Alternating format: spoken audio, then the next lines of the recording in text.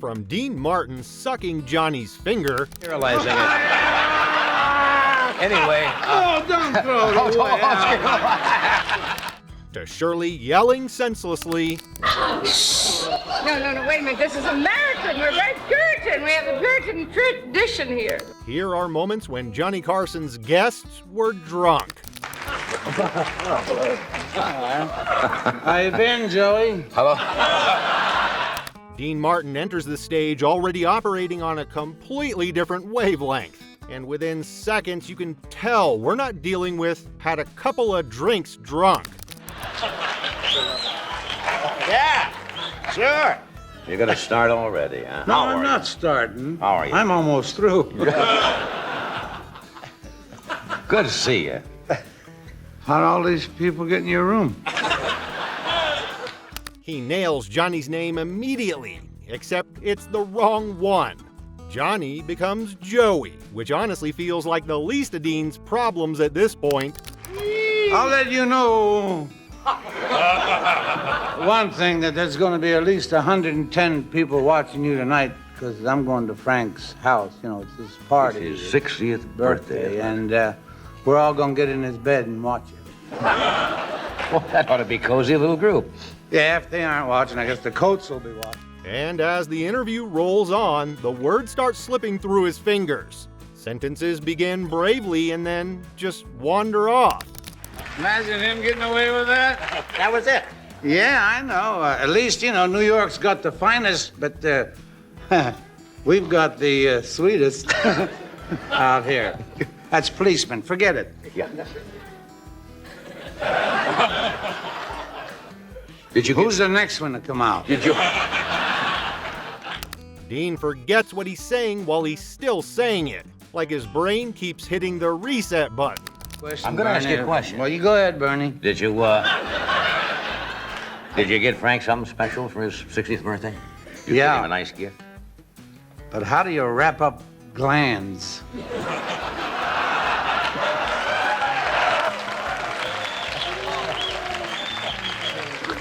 Just made that To go, huh? Yeah, glands to go. Then, just to keep things fresh, Johnny is no longer Joey, he's Barney now. This is it, huh? This is it. It's Wednesday, Dean. Yeah. This is it. This is about the size of it, yeah. It doesn't get much more exciting than this usually. No. Do you show up?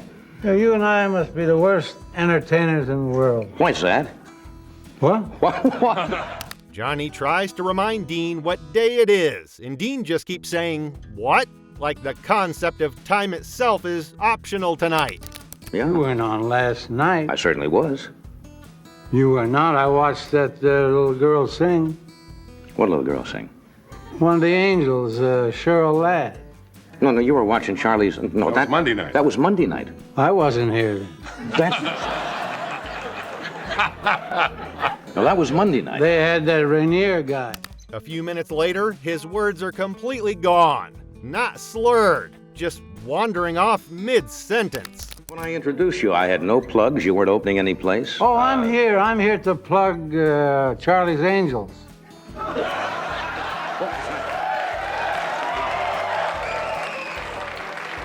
That's not even on this network, Dean. But I did a segment. Oh, you did? Yeah, I did. And when Johnny asks the last time he was on the show, Dean genuinely has no idea. Oh, I know. Juice. You put juice in there, and everybody says, "Look at Dean. He's up there. And how can he do a show and drink that way?" I've seen you in the MGM, and you sit there and all during you sip this, and it's. I'll tell you.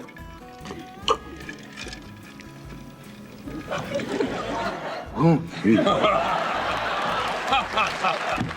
Then Johnny takes a sip of Dean's drink, and everything clicks. He starts yelling, "Wow!" Absolutely stunned.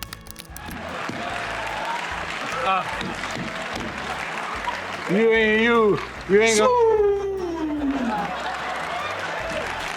ain't gonna spoil my record.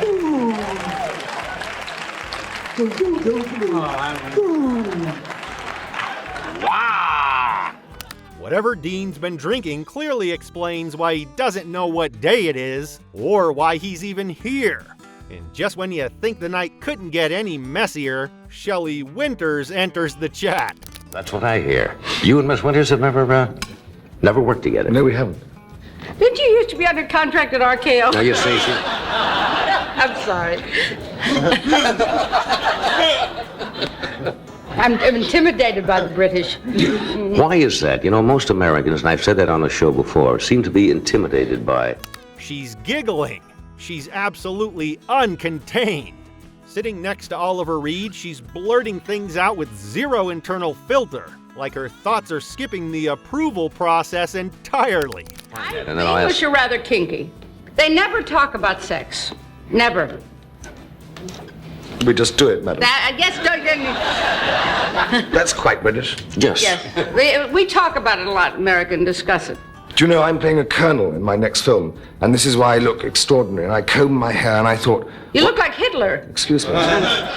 Shelley keeps blurting out the most absurd things with complete confidence. Like every thought in her head has decided it deserves airtime. Believe me, Sean? No. And you have met before. And Do you know there's no way... Shh, There's no, Shh! Quiet! Can we end the show now? Please be quiet for a minute. Yes, sir. Good. I am not really used to this. Will you please be quiet for a minute while I talk to this gentleman? I'm on the show Yes, sir. to talk. Okay. Not just to hear you, madam. Yes, sir. Right. Oliver, who's trying desperately to remain a professional adult, eventually tells her to be quiet because he's on the show.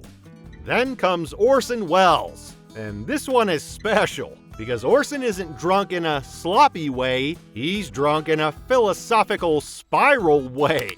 But we'd been on the same stage together and no harm had come to you. That is true. That is no harm. And that was. And then you were on that show the first night and everything just worked great. And now it's so great to have you here all the time. Well, I was much more scared than you were, believe me. Oh, come on. Oh, No, sure. That I won't buy at all. Well, of course. Of course, anybody's scared to get out in front of the public. I think it's only the people who haven't done it very long. Johnny asks a simple question, and Orson responds by opening 17 mental tabs at once. And you realize what a wonderful medium radio really was when it was done well. Dramatically, it was, I don't think there's any medium better, because it, first of all, it did what television doesn't do. It made people listen and pay attention, because as we are talking, the great majority of our public may well be wandering about the room or up to something else. Johnny nods along like a man trapped in a conversation with someone who might be making sense if you squint hard enough. I had intended to bring a little magical illusion with me, and I put it in the wrong jacket. No magic tonight? So no magic tonight, and I had also told myself that I would do what Mrs. Temple used to tell Shirley before every take, and I find I'm not doing it. Do you know what she used to say? No. This is really true. At one point, Orson starts talking about magic tricks. And that's when you know the interview has officially gone off the rails. Johnny keeps playing along because that's what he does best. And finally, Peter O'Toole, the poetic ending to this drunken saga.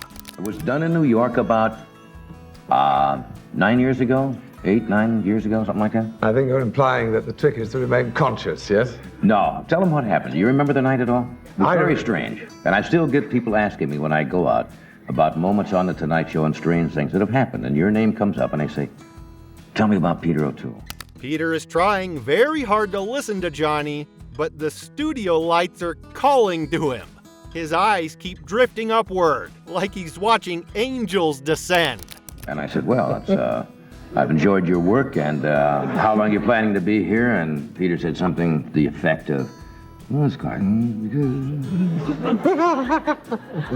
I said, what the hell is going on? I said, I didn't know whether you were putting me on. Then I thought that this horrible thing crossed my mind. I says, he's bombed out of his gourd.